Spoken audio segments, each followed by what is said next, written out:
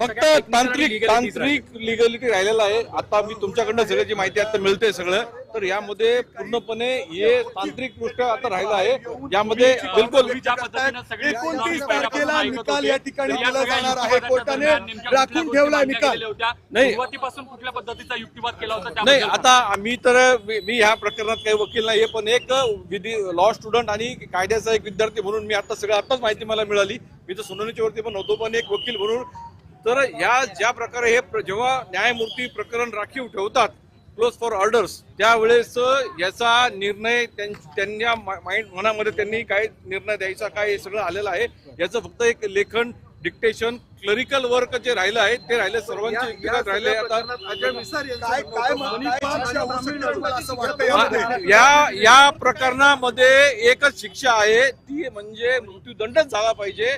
कारण ज्या पद्धतीने आणि हे जे प्रकरण आहे हे रेरेस्ट ऑफ रेरेस्ट केस, म्हणजे एखादी जी घटना होती त्यावेळेस तिला रेरेस्ट ऑफ रेरेस्ट म्हणजे त्याला अपवादच म्हणतात।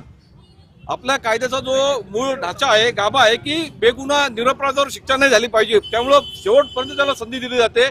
आणि ह्या प्रकरणामध्ये देखील पुन्हा ते अपिलावरती वर्ग सुप्रीम कोर्ट, राष्ट्रपती द्यायचा, मात्र या न्यायालयाने ताबडतोब फास्ट ट्रॅक कोर्टवरती ज्या प्रकारे हे खरंच अभिनंदन स्तुत्य आहे।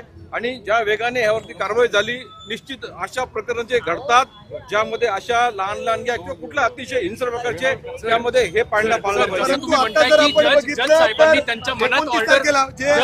साहेबांनी मनात ऑर्डर जर केली असेल तर उरलाय तो प्रश्न फक्त क्लरिकल निश्चित क्लरिकल वर्क म्हणजे थोडक्यात तयार झालेले।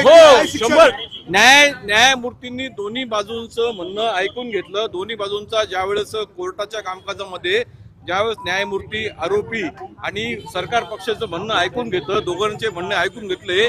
आता त्याचं विश्लेषण काय निर्णय द्यायचा त्यांनी जेव्हा क्लोज फॉर ऑर्डर केलंय, न्यायमूर्ती त्याचा ऑर्डर मध्ये लेखी स्वरूपात येईल। वकील म्हणतात की त्यांना जन्मठेप देण्यात यावी, त्यांचं वय पाहता हे सगळं हा अधिकार न्यायमूर्तींचा आहे। आरोपींचे वकील उद्या म्हणतील त्यांना सोडून द्या, काय त्यांचं काय वकिलांचं बाजू मांडायचं। हा मुद्दा जो आहे त्याच्या वयाचा तो सन्मान्य न्यायाधीशांनी खोडून लावलेला आहे। फक्त आता मुद्दा राहिलेला आहे की क्लोजर आहे।